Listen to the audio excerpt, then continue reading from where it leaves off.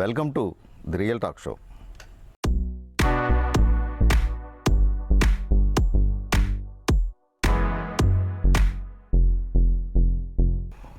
ఇటు విశాఖపట్నం జిల్లా మాత్రమే కాకుండా ఉత్తరాంధ్ర జిల్లాల్లో సైతం దళిత నాయకుడు భాగం గోపాలరావు అంటే తెలియని వారు ఉండరనే చెప్పాలి.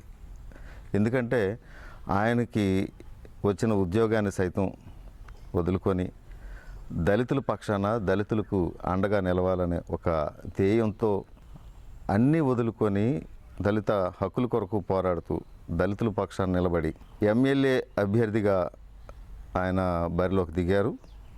ఆయనతో మాట్లాడి మరిన్ని విషయాలు తెలుసుకునే ప్రయత్నం చేద్దాం. నమస్తే అండి గోపాలరావు గారు, ఎలా ఉన్నారు సార్? హ్యాపీ? ఏంటి అసలు మీ రాజకీయ ప్రయాణం కావచ్చు, అసలు మీ జీవిత లక్ష్యం ఏంటి అసలు? ఈ విశాఖ జిల్లా కాకుండా ఉత్తరాంధ్రలో ఎవరైతే అట్టడుగు ఉన్నారో వాళ్ళందరికీ సేవ చేయాలని, నా జీవితాన్ని ఈ పేద ప్రజలకే అర్పించాలని మొట్టమొదటి నుంచి నా కోరిక.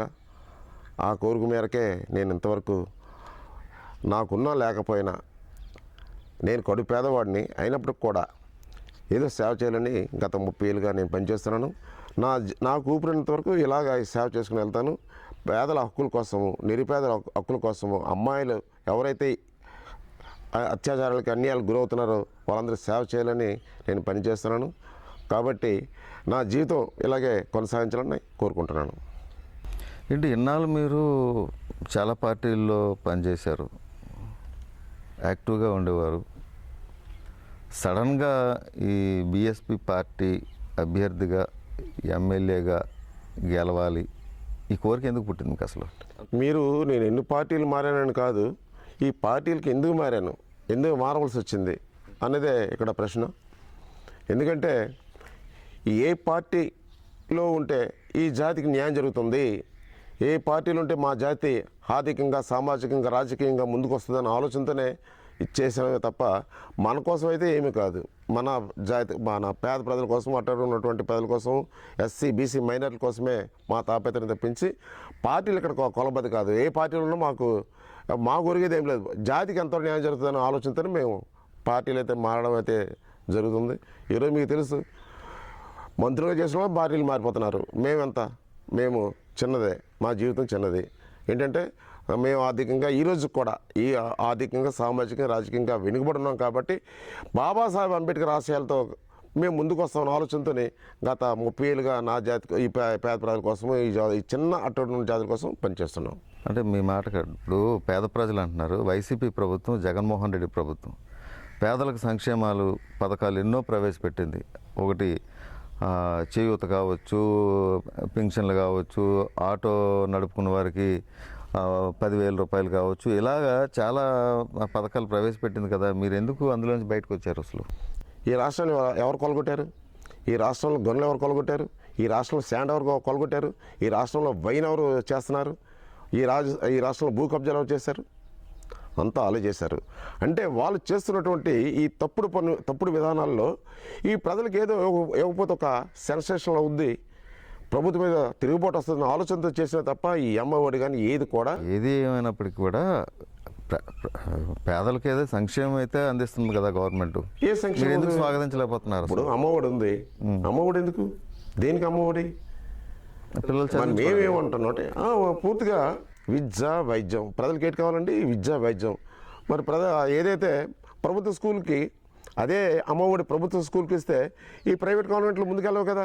వీళ్ళు ఏంటంటే ప్రైవేటు యాజమాన్యం, ప్రైవేట్ కాలేజీలు ఏవైతే ఉన్నాయో, ప్రైవేట్ స్కూళ్ళు ఏవైతే ఉన్నాయో వాళ్ళ అభివృద్ధి కోసం చేస్తున్నారు తప్పించి దీనివల్ల ఏమవుతుంది, భవిష్యత్తులో ఎక్కడ గవర్నమెంట్ స్కూళ్ళు ఉండవు. ఇంకా ఈరోజు కూడా కొన్ని గ్రామీణ ప్రాంతం వెళ్తే 3-4 పిల్లలకు ఒక టీచర్ ఉన్నారు. దీనివల్ల ప్రభుత్వం నష్టమే కదా. ఏదైతే ప్రభుత్వ స్కూళ్ళు ఉన్నాయో అన్నీ వేస్ట్ కదా. అదే ప్రభుత్వం ఆలోచించాలా. అంతా ప్రైవేటీకరణ విధానంలోనే ఈ రాష్ట్ర ప్రభుత్వం ముందుకెళ్తుంది. దానివల్లే ఈ ప్రజలకు నష్టం, ప్రభుత్వానికి నష్టం. ఆ ఇచ్చే డబ్బు గవర్నమెంట్ స్కూల్ ఇస్తే గవర్నమెంట్ స్కూల్ ముందుగా వెళ్తాయని నా ఇది. చేయూత అంటారు, మరి చేయూత ఇస్తున్నారు కదా. చేయూత దేనికండి? చేయూత 40 సంవత్సరాల దాటిన చేయూత ఇస్తున్నారు. దానికి ఒక లిమిటేషను 200-300 యూనిట్లు దాటితే చేతి కట్ అయిపోద్ది. అంటే ఏంటంటే ఈ దేశంలో ఈ రాష్ట్రంలో పేదవాళ్ళు ఏసీ వాడకూడదు, కరెంటు వాడకూడదు. ఇప్పుడు కరెంటు బిల్లు ఎవరు కడతారండి? జగన్మోహన్ రెడ్డి కట్టాడు కదా. కరెంట్ బిల్లు ఎవరు కడతారు? ఎవరైతే వాడుకుంటారో వాళ్ళు కడతారు. దానికోసం ఇలా లిమిటేషన్ పెట్టేసి చేత అలాంటి పథకాలు తీసేయటం, పేద ప్రజలకు అందకుండా ఎన్ని తప్పుడు కార్యక్రమాలండి. కరెంటు బిల్లు ఎవరు కడతారండి? ఎవరైతే వాడుకుంటారో. పేదోడు ఏసీ వాడకూడదా? పేదోడు కరెంటు వాడకూడదా? దానికి లిమిటేషన్ అంటే 200, 300 యూనిట్లు కావాలి, అది దాటితే ఉండవని. దానివల్ల కొన్ని లక్షల మంది ఈ రాష్ట్రంలో నష్టపోతున్నారు. ఇదేంటంటే కంటి తుడుపు చర్య, అంతేగాని పేద ప్రజలను ఉద్ధరించే విధానం అయితే కాదు. అంటే ఏదో రకంగా తీసేయాలనే ఉద్దేశం మీద ఇవన్నీ పెట్టిన ఏదో రకంగా తీసేయాలి, వాళ్ళకి నష్టపరచాలనేది ఆలోచన తప్ప అదేమి కాదు. ఇదేంటంటే అతని సొంత మీడియా, జగన్మోహన్ రెడ్డి సొంత మీడియా ఏదైతే ఉందో సాక్షి పేపర్లో పుంకాలుగా రాసుకొని కొంతమందితో చేయదు బాగుంది, అమ్మ కూడా బాగుంది, డోకరా బాగుంది, ఇలాగ తప్పుడు పేపర్ అయితే తప్పుడు విధానాలతో ముందుకెళ్ళి ఆటో వాళ్ళకి కూడా ఇస్తున్నారు కదండి. ఆటోలకు ఇస్తున్నారు. ఆటోలకు ఎంత ఇస్తున్నారండి? సంవత్సరానికి 10,000 రూపాయలు ఇస్తున్నారు. సంవత్సరానికి 10,000 ఇస్తున్నారు. రాష్ట్రంలో ఎక్కడ రోడ్లు బాగున్నాయా? ఏ గుతకలో పడినా టైర్ పోద్ది, ఏ గుతకలో పడినా మెకానిజం వచ్చేస్తుంది. వాళ్ళు ఇచ్చిన 10,000 రూపాయలు ఈ పోలీస్ కేసులు, ఆటో కేసులు ఇవన్నీ వాళ్ళు తట్టుకొని ముందుకు రావాలి. కానీ ఆ విధానం అయితే బాగోలేదు. అలాగే ఎవరైతే బాడుగుకి ఈవేళ ఉద్యోగాలు లేవు, ఎంటెక్లు చేసిన వాళ్ళు, బీటెక్లు చేసిన వాళ్ళు, డిగ్రీలు చేసిన వాళ్ళు కూడా ఆటోలు నడుపుతున్నారు. వాళ్ళకి ప్రభుత్వం సర్వే చేసేసి బ్యాంకు రుణాలు ఇప్పించేసి, సబ్సిడీ ద్వారా బ్యాంకు రుణాలు ఇప్పించి వాళ్ళు ముందుకు తీసుకురావాల్సిన బాధ్యత, నిరుద్యోగాన్ని రూపుమాపాల్సిన బాధ్యత ప్రభుత్వం పైన ఉంది. సొంత ఆటో లేని వాళ్ళకి, సొంత ఆటో లేని వాళ్ళకి ఎవరైతే అంటే అద్దెకి నడుపుతారో వాళ్ళకి ఇస్తే బాగుంటుందని మా అభిప్రాయం. అవును, అంటే వాళ్ళకి సబ్సిడీ ఇచ్చి ఆటో కొనుక్కోవడానికి ఇచ్చినట్లయితే వాళ్ళు కుటుంబంగా వాళ్ళు బ్రతకడం పాటు నిరుద్యోగం కూడా నిర్మూలన జరుగుతుంది. సరే, అయితే మీ పార్టీ విధి విధానాలు ఏంటి? అసలు మీరు ఏ మేనిఫెస్టోతో మీరు ప్రజల్లోకి వెళ్తున్నారు? అసలు మీకే ఎందుకు ఓటేయాలి? మా బహుజన సమాజ్ పార్టీ సామాజిక న్యాయం సుమారు 40 సంవత్సరాల ముందు కాంశీరామ్ గారు పెట్టినటువంటి పార్టీ. ఈ పార్టీ 3 సార్లు ఉత్తరప్రదేశ్లో అధికారంకి వచ్చింది. మాయావతి నాయకత్వంలో అధికారంకి వచ్చింది. ఉత్తరప్రదేశ్లో ఏదైతే ఆమె పెట్టిందో ఆ పార్టీ ఉత్తరప్రదేశ్లో మంచి పరిపాలన సాగించింది. అందరికీ సామాజిక న్యాయం చేసింది, సమపాలన చేసింది. అదే ఉద్దేశంతో మేము బహుజన సమాజ్ పార్టీతో బహుజన సమాజ్ పార్టీ నుంచి ఎందుకు పోటీ చేయవలసి వస్తుందంటే, ఈ దేశంలో ఈ రాష్ట్రంలో అగ్రవర్ణ పార్టీలు చూశారు. ఇక్కడ మన తెలుగుదేశం వైసీపీ రెండు దుందే. వైసీపీ గవర్నమెంట్ మేము 5 సంవత్సరాల నుంచి చూస్తున్నాం. వైసీపీ గవర్నమెంట్లో ఎస్సీలకి ఎంత అన్యాయం జరగాలో అంత జరిగింది. డాక్టర్ సుధాకర్ నుంచి కొవ్వూరు మండలం దొమ్మేరులో ఒక ఎస్సీవుడు ఆత్మహత్య చేసిన వరకు కొన్ని వందల మంది హత్యలకు గురయ్యారు. మనం వాళ్ళకి ఓట్లేయడం అంటే చంపమని ఓట్లేయాలా? మా జాతిని అత్యాచారాలు చేయమని ఓట్లేయాలా? అందుకే మన ఓట్లు మనం వేసుకుందాం. మన ఓట్లు మనం వేసుకుంటే ఆర్థికంగా, సామాజిక, రాజకీయంగా ఈ బహుజన సమాజ్ పార్టీ ఏదైతే ఉందో ఇది అట్టడుగు వర్గాల పార్టీ, బహుజనుల పార్టీ. ఈ పార్టీ ద్వారా ముందుకెళ్ళాలని, అలాగే ఎవరైతే మాకు అన్యాయం చేస్తున్నారో, ఎన్నో అన్యాయం జరిగిందండి ఈ 5 ఇయర్స్లో. వైఎస్ఆర్ గవర్నమెంట్లో ఎన్నో అన్యాయాలు జరిగాయి. మాకు చదువుకోకుండా కేజీ టు పీజీ ఫ్రీ అన్నారు. పీజీలో పోస్ట్ గ్రాడ్యుయేషన్లో పీజీ రియంబర్స్మెంట్ లేదు. ఎస్సీలు ఎవరైతే ఉన్నారో, బీసీలు ఎవరైతే ఉన్నారో వాళ్ళు ఎంతవరకు వెళ్తున్నారండి? డిగ్రీ వరకు వెళ్తున్నారు. పీజీలో మరి ఎడ్యుకేషన్ లేదు. ఎందుకంటే ఈ పీజీ రియంబర్స్మెంట్ లేకపోవడం ఆగిపోతుంది. ఎస్సీ ఎస్టీ సప్లైన్ ఉంటుంది. అంటే ఎస్సీ ఎస్టీ వార్డుల్లో అభివృద్ధి చేయడం కోసం ఎస్సీ ఎస్టీ సంబంధించి 27,000 కోట్లు పై రంగాలకు మళ్లించాడు. ఈ అమ్మఒడికని, బాబు బుడ్డికని రకరకాల ఇచ్చేసి ఎస్సీ ఎస్టీలకు అన్యాయం చేశాడు. అలాగే ఎస్సీ కార్పొరేషన్ ఉంది. ఎస్సీ కార్పొరేషన్లో మాదిగా రెల్లిని మూడు కార్పొరేషన్లకు విభజించి ఏ కార్పొరేషన్ కూడా 1 రూపాయి లేకుండా చేశాడు. ఎస్సీ కార్పొరేషన్ నిర్వీర్యం చేశాడు. కాబట్టి మేము ఈ ఎన్నికలు పోటీ చేయడం, ముఖ్యంగా బీఎస్పీ నుంచి పోటీ చేయడం కారణం ఏంటంటే, మాకు జరిగిన అన్యాయం, జగన్మోహన్ రెడ్డి గారు మీరు మాకు ఈ అన్యాయం చేశారు, మీరు మమ్మల్ని ఎలా ఓటాడుతారు అది చెప్పాలన్న ఆలోచనతో బీఎస్పీ నుంచి ఇవాళ పోటీ చేయడం జరుగుతుంది. భాగం గోపాలరావు దళితుల ఓట్ బ్యాంకు అది చూపించుకోవడానికే ఈ ఎమ్మెల్యే అవతారం ఎత్తాడు అని నేను అంటాను. దానికి మీరు సమాధానం ఏంటి? బాగా గోపాలరావు సుమారు 35 నుంచి ఈ జాతి కోసం పనిచేస్తున్నాడు, ఈ ప్రజల కోసం పనిచేస్తున్నాడు. మనము ఈ ఓట్ బ్యాంక్ చూపించుకోవడం కాదు, మాకు జరిగిన అన్యాయాన్ని నిరసన ఏంటంటే ఇది రాష్ట్రానికి తెలియపరచాలని, నాట్ ఓన్లీ భీమిలి కాన్స్టిట్యున్సీ రాష్ట్రాన్ని తెలియపరచాలి. జగన్మోహన్ రెడ్డి మాకు ఎంత అన్యాయం చేశాడు అనేది రాష్ట్రాన్ని తెలియపరచాలన్న ఆలోచనే తప్ప దీంట్లో ఓటు బ్యాంకు ప్రజలు ఇప్పుడు ఏంటంటే మీకు తెలుసు కదా ఎలా ఉంది, ఎలక్షన్ నాడు 1000-2000 రూపాయలు ఇచ్చి ఓట్లు కొనుగోలు చేసుకునే పరిస్థితి, అలాగే గెలిచి అధికారానికి వచ్చే పరిస్థితి, తర్వాత ఈ రాష్ట్రాన్ని దోపిడీ చేసే పరిస్థితి జరుగుతుంది. మరి మా బీఎస్పీ పార్టీలో పోటీ చేసిన మేము మాకే ఫండ్స్ ఉండవు, మాకే డబ్బులు ఉండవు.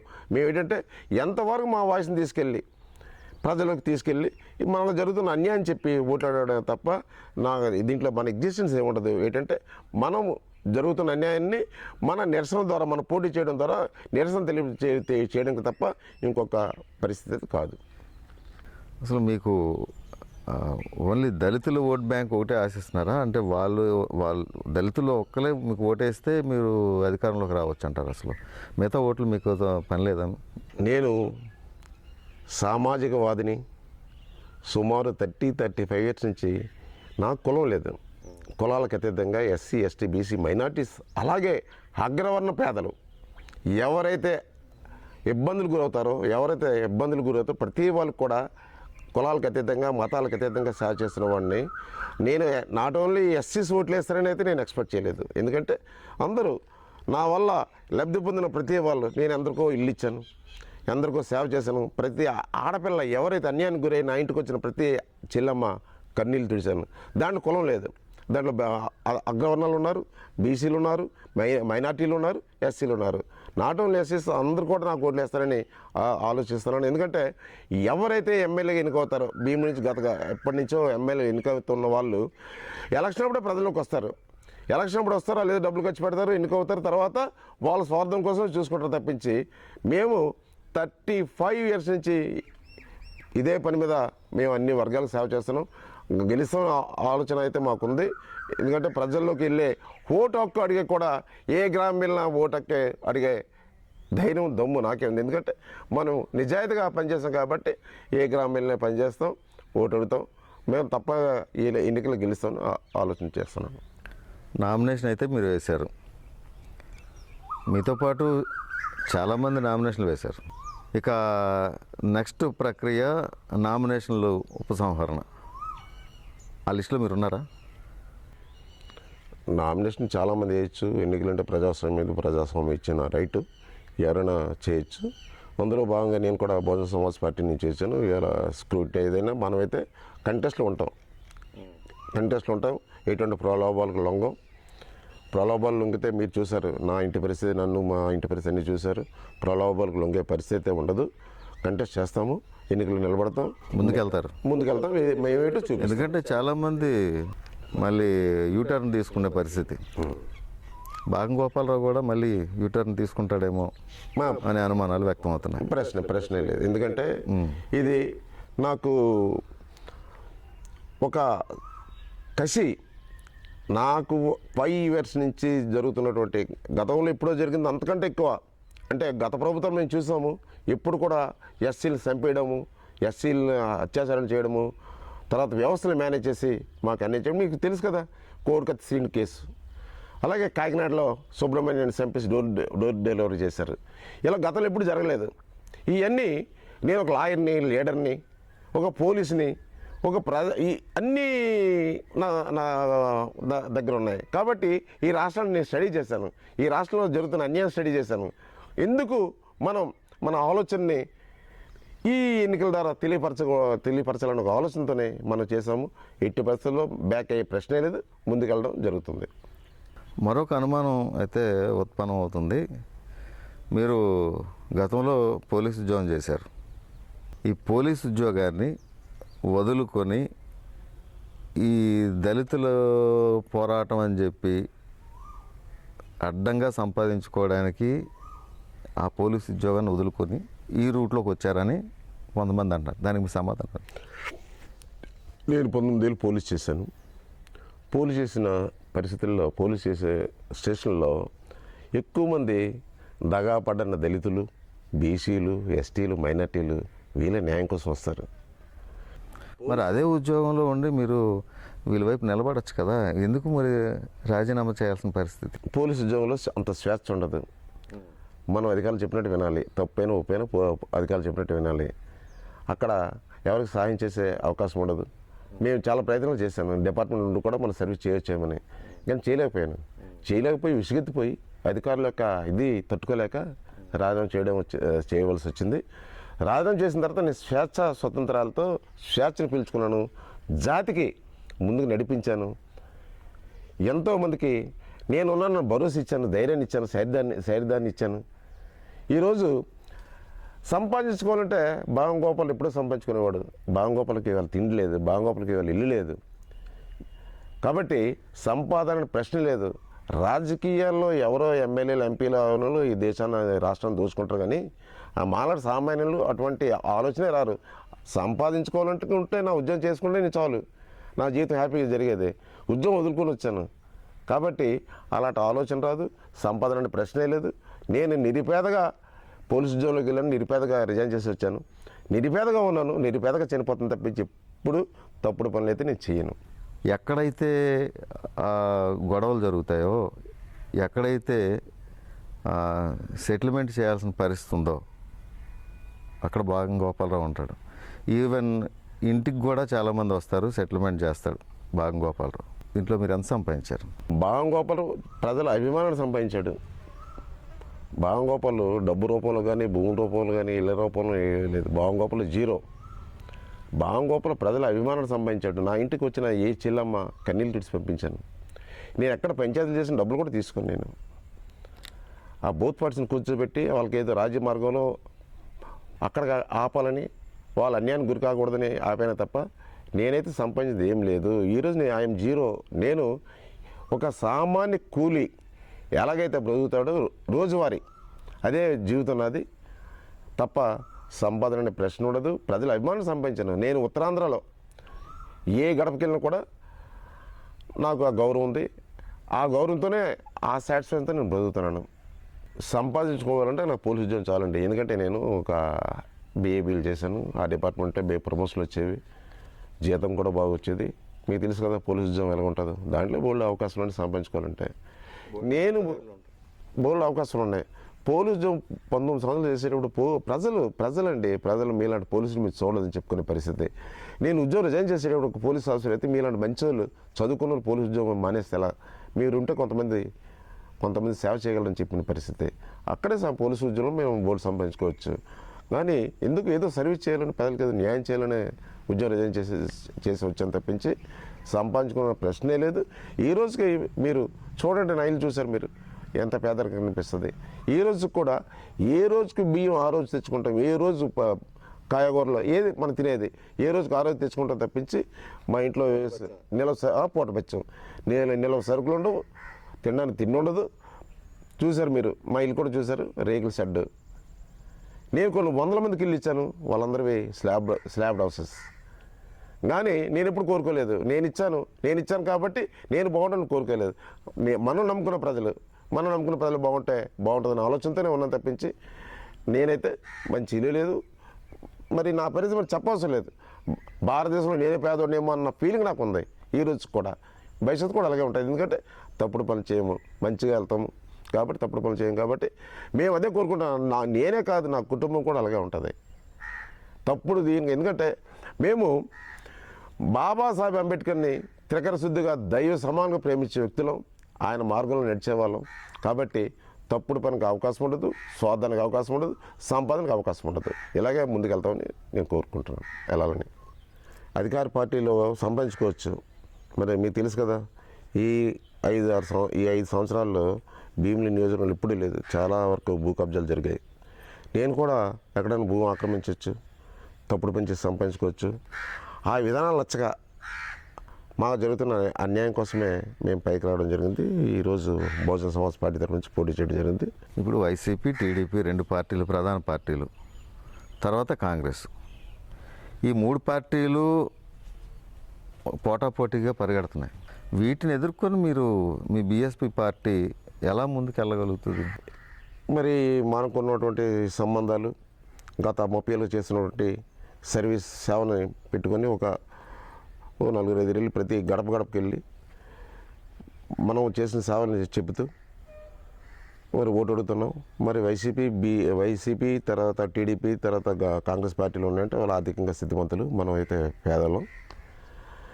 వాళ్ళు ఏం చెప్తున్నారంటే ప్రజల్లోకి వెళ్ళి వైసీపీ కానీ టీడీపీ కానీ కాంగ్రెస్ కానీ ఆ అభ్యర్థులు ఇప్పుడు వస్తారండి, ఎలక్షన్ కూడా వస్తారు. మేము అలా కాదు, నిరంతరం ప్రజల్లో ఎప్పుడు ప్రజలు పిలిచినా అందుబాటులో ఉంటాం, ప్రజలకు సేవ చేస్తాం. కాబట్టి ధర్మాన్ని ఆలోచించి న్యాయాన్ని ఆలోచించి వాళ్ళు ఇచ్చే 1000 రూపాయలకో 2000 రూపాయలకో ఆశపడి ప్రజాస్వామ్యంలో ఓటు అనేది చాలా విలువైనది. అది 5 సంవత్సరాలు మన జీవితాన్ని కాపాడుతుంది. ఆ ఓటు ఎప్పుడైతే మనం ఓట్లయితే అమ్ముకుంటామో అడిగే హక్కును కోల్పోతాం. కాబట్టి నిజమైన అభ్యర్థి నేనే కాబట్టి నాకు ఓటేమని ప్రతి ఇంటికి గడప గడపకి వెళ్ళి ప్రతి వాళ్ళని ప్రాధాన్యపడుతూ ఓట్లు అడుగుతున్నాను. గెలిచే అవకాశం నాకే ఎక్కువ ఉన్నాయని అడుగు. ఎందుకంటే ఈ నియోజకవర్గంలో సుమారు 3,50,000 ఉన్నాయి, 2,75,000 పోల్ అవుతాయి. అందులో బీసీలువే ఎస్సీలువే సుమారు 2 లక్షల అబోవ్ ఉంటాయి. కాబట్టి నిరంతరం ఎస్సీ ఎస్టీ బీసీ మైనార్టీని మనం సర్వీస్ చేస్తున్నాం. కాబట్టి మనము వాళ్ళకంటే గెలిచే అంటే ప్రచారం వాళ్ళతో మనం చేయలేకపోవచ్చు, కానీ మనం గడపడకి వెళ్ళి వాళ్ళకి చేసిన సేవలు చెప్పి మనమైతే గెలుస్తామని భావిస్తున్నాను. ఈరోజైతే డబ్బులు కానీ బిర్యానీ కానీ ఇస్తే కానీ ఓటు వేసే పరిస్థితి అయితే ఎక్కడా కనిపించట్లేదు. అలాంటి మీరు డబ్బులు ఎవరు, మందు ఎవరు, ర్యాలీలు చేయరు, మరి ఎలా ఓటర్లని మీరు ప్రభావితం చేయబోతా ఉన్నారు? ఈరోజు ఏదైతే అధికార పార్టీ కానీ ప్రతిపక్షంగా వైసీపీ కానీ టీడీపీ కానీ ఒక్కొక్క క్యాండిడేట్కి ఎవరైతే ప్రచారానికి వచ్చారో మొన్న వాళ్ళకి 300 రూపాయలు 500 రూపాయలు బిర్యానీ ఇస్తున్నారు. మేము మాకే తినడానికి తినలేదు, మేమేం బిర్యానీ ఇస్తాం, మేమేం డబ్బులు ఇస్తాం. మనం చేసినటువంటి సేవలను గుర్తించమని ప్రజలు అడుగుతున్నాం. అలాగే ఈ ఎలక్షన్ కమిషన్ మీ మీడియా ద్వారా కూడా కోరుకుంటున్నాను. ఏనాడైతే ఈ బహిరంగ సభలు, ఏనాడైతే ఈ ప్రచారాలు, ఏనాడైతే నామినేషన్ వేసేటప్పుడు జనాల తరలింపు ఇవన్నీ రద్దు చేస్తున్నాడు, నిజమైన పేదడు పోటీ చేయగలడు. అది రావాలి. అలాంటప్పుడు నాలాంటి పేదోడు కానీ విద్యావంతులు కానీ మేధావులు కానీ ఆలోచన పరులు కానీ ముందుకు రాగలరు. ఎప్పుడు కూడా ఈ ప్రచారానికి లక్షలాది మంది తరలించడం, బహిరంగ సభలు లక్షలాది మంది తరలించడం ఇదంతా డబ్బుతో కూడుకున్న పని. మరి నేను అనుకున్నది ఏంటంటే ఈ 50 కోట్లు 100 కోట్లు ఖర్చు పెట్టి ఎలక్షన్ నిలబడినటువంటి ఎమ్మెల్యేలు గెలిచిన తర్వాత ఊరుకుంటారా? ఈ రాష్ట్రం కొలగొట్టిరా? డబ్బులు సంపాదించాలి కదా. మరి ఈరోజు రాష్ట్ర పరిస్థితి ఏంటండి? ఈరోజు ఒకే సామాజిక వర్గం ఈ రాష్ట్రం పరిపాలిస్తుంది. ఒకే 5 కోట్ల మందిని శాసిస్తున్నారు ఈవేళ. ఎవరు? సజ్జల రామకృష్ణారెడ్డి కానీ, మిథున్ రెడ్డి కానీ, పెద్దిరెడ్డి రామచంద్రారెడ్డి కానీ, వైవి సుబ్బారెడ్డి కానీ, విజయసాయిరెడ్డి కానీ, చేరురెడ్డి భాస్కర్ రెడ్డి, ఒక 6-7 అదే జగన్మోహన్ రెడ్డి సమాజం చెందిన వాళ్ళు ఈ రాష్ట్రాన్ని శాసిస్తున్నారు. ఈ రాష్ట్రాన్ని కొల్లగొట్టేశారు. ఈ రాష్ట్రాన్ని ఇంకా శాసిస్తారా? ఇంకా ఉందా? అటువంటి అవకాశం ఇవ్వకూడదని ఒక ప్రజాస్వామ్యవాదిగా, ఒక సామాజికవాదిగా నేను కోరుకుంటున్నాను. ఎందుకంటే ప్రజలను చెప్తున్నాను.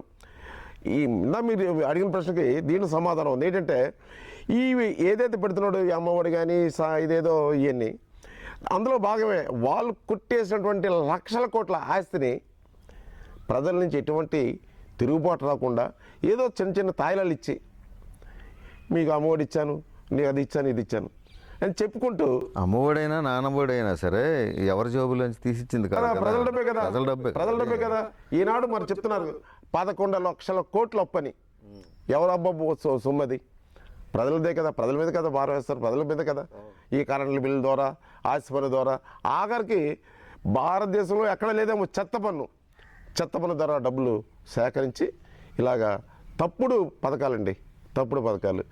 పథకాలు పెట్టి రాష్ట్రాన్ని సర్వనాశనం చేశాడు జగన్మోహన్ రెడ్డి. ఓకే, ఈ ఎలక్షన్ అయిపోయిన తర్వాత ఈ బీఎస్పీ పార్టీతో మీరు ఉంటారా? ఈ పార్టీని ఇంకా ముందుకు తీసుకెళ్తారా? సైలెంట్గా ఉంటారా? ఈ ఎలక్షన్ అయిపోయినా కూడా మనం గెలిచినా ఓడిపోయినా బీఎస్పీ పార్టీ అనే దాన్ని ముందుకు తీసుకెళ్ళడం జరుగుతుంది. అలాగే బీఎస్పీ పార్టీని నియోజకవర్గంలో మంచి కమిటీలు వేసేసి మంచి వ్యక్తులతో మంచి కమిటీలు వేసి బీఎస్పీ పార్టీని ముందుకు తీసుకెళ్ళడం జరుగుతుంది. మేము ఉద్యోగం రిజైన్ చేసి వచ్చాము సర్వీస్ చేయడానికే కాబట్టి సర్వీస్ అనేది ఆగదండి. చాలా పార్టీలు ఈ ఎలక్షన్ మూమెంట్లో రావడం, హడావుడి చేయడం మీరు చూస్తున్నారు, నేను చూశాను. ఈ ఎలక్షన్ అయిపోయిన తర్వాత చాలా పార్టీలు మళ్ళీ సైలెంట్ అయిపోయిన పరిస్థితి. అందులో మీరు ఉండరా? దాంట్లో మనం ఉంటాం. ఎందుకంటే మనది ఎన్నికల రాజకీయం కాదు, మనది సమస్యలో పనిచేసే మనస్తత్వం, సమస్యలో పనిచేసే వ్యక్తి నేను, లీడర్ నేను. అందుకే నేను పైకి అటు పోలీస్ నుంచి పైకి వచ్చినా, ఇటు రాజకీయ పార్టీ నుంచి పైకి వచ్చి అతి మా సామాన్య పార్టీ అయినటువంటి బహుజన సమాజ్ పార్టీ నుంచి పోటీ చేయడానికి కూడా మనం నిరంతరం ప్రజలు పనిచేయాలి. మాకు ఓటేసినా ఓటేపని, ఎందుకంటే ప్రజలు ఆశావాదులు. ఈరోజు అంతా వ్యాపారం, రాజకీయం అంటే వ్యాపారం. వాళ్ళు డబ్బులు ఇచ్చి గెలవడానికి ట్రై చేస్తారా? మనం డబ్బులు అయితే ఇవ్వలేము. ఎందుకంటే మన యొక్క వెర్షన్, మన యొక్క ఆలోచన, మనం భవిష్యత్తులో ఏం చేయగలుగుతాం ఈ జాతికి, ఈ ప్రజలకి, ఈ పేదలకి, అలాగా ఓటు అడుగుతాం తప్పించి డబ్బులు ఇచ్చి మనం ఓట్లు కొనుక్కోలేము. కాబట్టి నిజమైన అభ్యర్థులకు ఓట్లు వేయండి. మనం కంటిన్యూ నా ఊపిరి ఉన్నంత వరకు, నేను నడవగలిగిన శక్తి ఉన్నంత వరకు ప్రజలకు సర్వీస్ చేస్తాను. దాంట్లో ఎటువంటి ఇది లేదు. ఎందుకంటే వన్స్ ఐఎమ్ లోజర్, ఉద్యోగం రిజైన్ చేశాను, లోజర్. రాజకీయాలకు వచ్చాను కూడా, రాజకీయాలకు వచ్చి కూడా ఎప్పుడు సంపాదించాలని ఆలోచన లేనివాడిని లోజర్, తిండి లేనివాడిని లోజర్, ఇల్లు లేనివాడిని లోజర్. కాబట్టి ఇంకా నాకేముంది, ప్రజల సర్వీసే కదా. ఇంకేదో కొలగొట్టేయాలి, దాచుకోవాలన్న ఆలోచన లేనివాడిని ఇంకా నాకేముంది, సర్వీసే కదా. అదే నా ఆస్తి. భాగం గోపాలరావు ఈ ఎలక్షన్లో ఒక గుర్తింపు తెచ్చుకోవాలి. అలాగే మీరు అడుగుపెట్టే ప్రతి గడపలో కూడా మీకు విజయం చేకూరాలని, అలాగే ప్రతి ఒక్కరూ మిమ్మల్ని స్వాగతించాలని, ఎలక్షన్ అయిపోయిన తర్వాత కూడా మీరు ప్రజల్లో అలాగే ఉంటూ ఎవరికైతే అన్యాయం జరుగుతుందో, ఎవరైతే ఇబ్బంది పడుతున్నారో వారి పక్షాన మీరు నిలబడాలని, మరిన్ని సేవలు మీ ద్వారా అనేకులు పొందుకోవాలని ఈ సందర్భంగా మీరు ప్రజలకు ఏం చెప్పాలనుకుంటున్నారు? ఈ సందర్భంగా ఎవరైతే సాక్ష్యం టీవీ ప్రేక్షకులు ఉన్నారో వాళ్ళకి నేను చెప్పదలుచుకున్నది ఏంటంటే, సాక్ష్యం టీవీ ఏదైతే ఉందో అది పేద ప్రజల వాయిస్ని తీసుకెళ్లే టీవీ. ఎందుకంటే ఒక మంత్రులు, ఎమ్మెల్యేలు దగ్గరికి పెద్ద పెద్ద ఛానల్స్ వెళ్తాయి టీవీ, కానీ ఒక సామాన్యుడు యొక్క, ఒక పేదోడు యొక్క పక్షం సాక్ష్యం టీవీ. అది నాతో ఇవాళ ఇంటర్వ్యూ తీసుకోవడం వల్ల అది రుజువైంది. నాలాంటి వాళ్ళకి ముందుకు తీసుకెళ్తారని, మా యొక్క మనోభావాలను ముందుకు తీసుకెళ్లే ఏదైతే ఉందో అది సాక్ష్యం టీవీ అని ఈరోజు రుజువైంది. అందుకు ఆ యజమానికి, సిబ్బందికి నా యొక్క కృతజ్ఞతలు తెలుపుకుంటున్నాను. నేను నా నియోజక ప్రజలు తెలుపుకునేది ఏంటంటే, ఈ నియోజకవర్గంలో సుమారు 3,50,000 ఓట్లు ఉన్నాయి. నేను ఒక పేదవాడిగా ప్రతి గడప రాలేని పరిస్థితి ఉంటే మీరు అర్థం చేసుకొని, ఒక పేదల పక్షాన పోరాటం చేసే వ్యక్తిగా ఒక పేదల పార్టీ అయినటువంటి బహుజన సమాజ్ పార్టీ గుర్తించి ఆ యొక్క ఏనుగు గుర్తుపైన ప్రజలు ఓటేయాలి. ఎందుకంటే నాకు వనరులు లేవు, ఆర్థిక స్థితిమంతుని కాదు, నిరుపేదని. కాబట్టి భీముని నియోజకవర్గం చాలా పెద్ద నియోజకవర్గం, పెద్ద కాన్స్టిట్యున్సీ. అన్ని గ్రామాలు తిరగలేకపోవచ్చు. నా యొక్క విన్నపాన్ని, నా యొక్క కోరికను మన్నించి అర్థం చేసుకొని నాకు ఓట్లేసి గెలిపిస్తారని ప్రార్థిస్తున్నాను. ఇది ఈ వారం రియల్ టాక్ షో. వచ్చే వారం మరో రియల్ టాక్ షోలో మళ్ళీ కలుసుకుందాం. అంతవరకు చూస్తూనే ఉండండి సాక్ష్యం టీవీ. నమస్కారం.